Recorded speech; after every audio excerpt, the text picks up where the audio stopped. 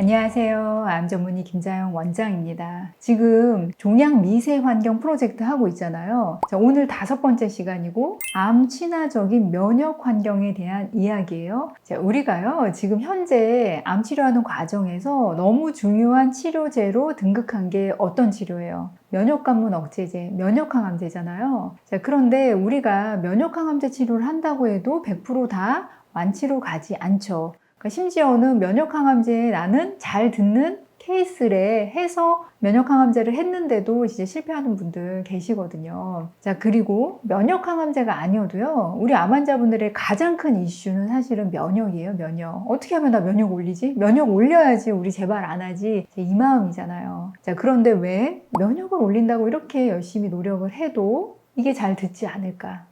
왜 나는 면역항암제에 실패했을까? 자, 여기에 대한 해답이요. 자, 암세포 주변에 암의 보디가드처럼 행동하는 암의 방패막이가 돼주고 있는 면역세포가 따로 있더라. 이 세포들이 암을 보호해주고 진짜 암세포를 죽이려고 쫓아오는 면역세포들이 접근하지 못하도록 해주고 있다는 거예요. 이 면역세포의 이름이 조절 T세포, 레귤레이터리 T세포라는 거를 1998년도에 처음 발견하게 됐고, 그거에 대한 기전까지 다 밝혀지면서 2025년 작년에 이것과 관련된 연구를 한 3분이 노벨의학상까지 받으셨거든요. 이만큼 중요한 내용이 암의 방패막이가 되어주고 있는 조절 T세포라는 면역세포다. 우리가 여러분들이 정말 궁금한 거는 사실 원리보다도 그러면 어떻게 그거 걷어낼 수 있는데요? 어떻게 해야지 진짜 면역세포들이 와서 일할 수 있는 환경이 만들어질 수 있는데요? 이거잖아요.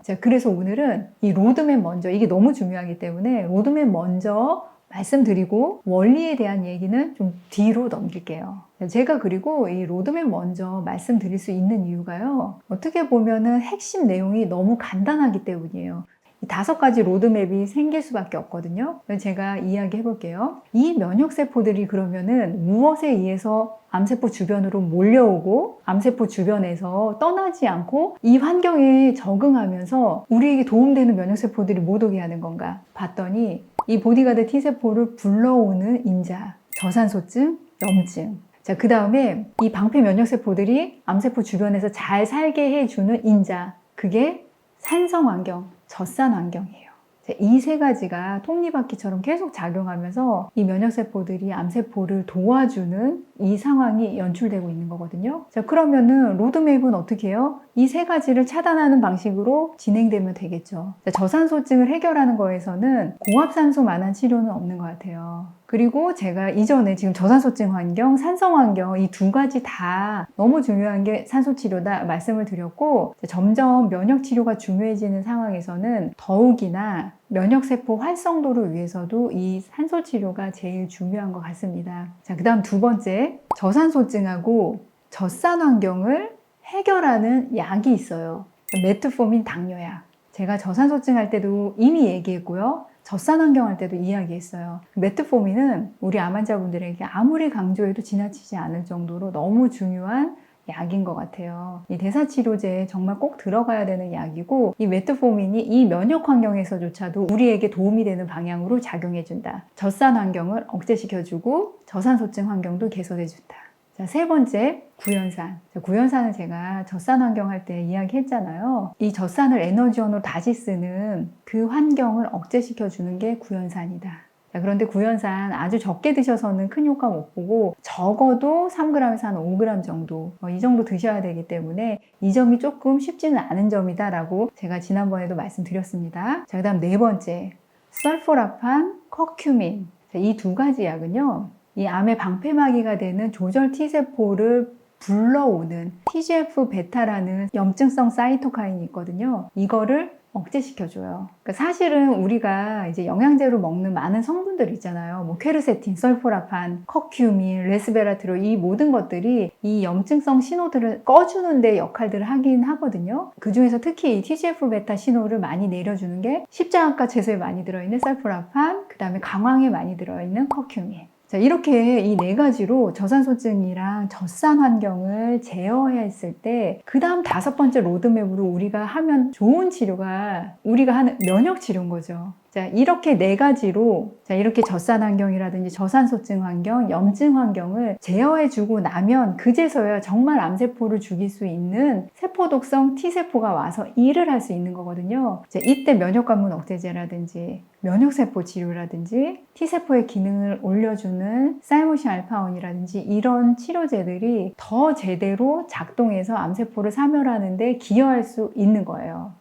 자, 제가 제시한 지금 5가지 로드맵은 암의 방패막이가 돼주는 면역세포를 억제해주고 저산소증, 산성환경, 염증 환경을 제어해준 다음에 진짜 도움이 되는 T세포 면역치료를 하는 이 로드맵인 거예요. 자, 지금부터는 이게 노벨상까지 받은 내용이기 때문에 굉장히 사실 중요한 원리들이, 밝혀진 원리들이 있거든요. 그래서 제가 그 원리들 앞에서 얘기한 포인트 단어랑 결부시켜서 한번 이야기를 해볼게요. 1998년도에 이 조절 T세포라는 게 발견이 됐다라고 했잖아요. 그러니까 이 조절 T세포는 원래 자가 면역 반응이 과도하게 발현되는 것을 막는 면역의 중재자 같은 세포예요. 그러니까 사실 나쁜 세포가 아니라요. 우리 몸에서 필요해서 존재하는 세포예요. 이 세포가 제대로 발현이 안 되면 우리는 많은 자가면역 질환으로 고생을 하게 되거든요. 그리고 실제로 지금 자가면역 질환을 가지고 있는 분들은 어떻게 보면은 이 조절 T세포가 제대로 작동을 못하고 있는 거기도 해요. 자, 과하게 면역 반응이 일어날 때 면역 여기서 종결해 이런 신호를 내주는 면역세포거든요. 자, 그런데 암세포는 이 세포를 이용하는 거예요. 자, 그래서 이 세포들이 암 덩이가 생기면은 이 암 주변으로 막 몰려오도록 신호를 보내줘요. 자, 그런데 이 조절 T세포는 어떤 신호를 받고 달려갈 수밖에 없냐면 당연히 원래 염증의 중재자잖아요. 자, 그래서 염증 신호가 나면 만들어지고 달려가게 돼 있어요. 자, 그런데 여러분 사실은요, 우리 몸에서 염증 반응이 일어날 때 같이 일어나는 현상이 뭐냐면 저산소증이에요. 염증이 일어나는 곳은 저산소증이 될 수밖에 없어요. 그래서 저산소증일 때 만들어지는 아주 중요한 단백질이 있다라고 그랬어요. 저산소 유도 단백질이라고 HIF-1 알파라는 단백질 만들어진다고 방송했잖아요. 자, 그 단백질이 이 조절 T세포를 또한 불러줘요.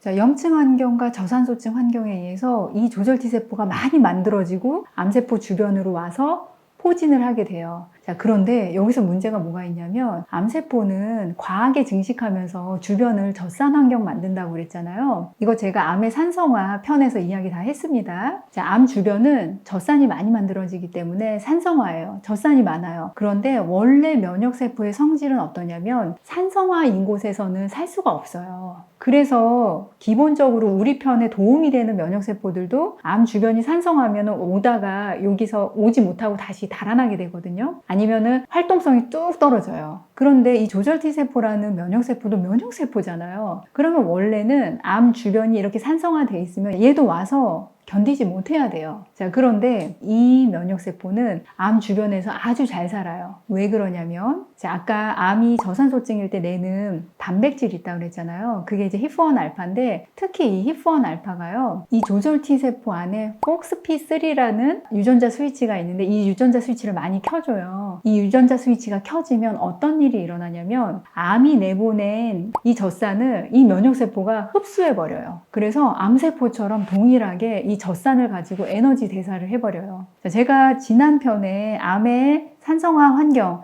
젖산 환경에서 암은 젖산을 다시 재흡수해서 포도당 없이도 에너지 대사를 해버린다고 그랬잖아요. 자, 그런데 이 면역세포도 암세포처럼 젖산 환경에서 그냥 젖산을 마구마구 흡수해서 에너지 대사를 해버려요. 그러니까 이 면역세포도 암세포화 돼버리는 거예요. 자, 암세포가 염증 신호와 저산소증 신호로 불러오고 그 신호에 의해서 주변에 포진하고 그 다음에 FOXP3라는 유전자 신호가 켜지면서 암세포가 내는 젖산을 가져다가 에너지원으로 쓰고 암세포를 실제로 사멸할 수 있는 T세포 면역세포들은 이 주변에 오지를 못하게 되는 거예요. 얼씬도 못하게 하는 거예요. 자, 이게 악순환처럼 계속 지속되는 거예요. 그 다음에 이것은 잘 되면 잘 될수록 점점 더 증폭되게 되어 있거든요. 자, 그래서 이런 환경이 아주 잘 갖춰지면 면역관문 억제제 치료도 성공할 수가 없어요.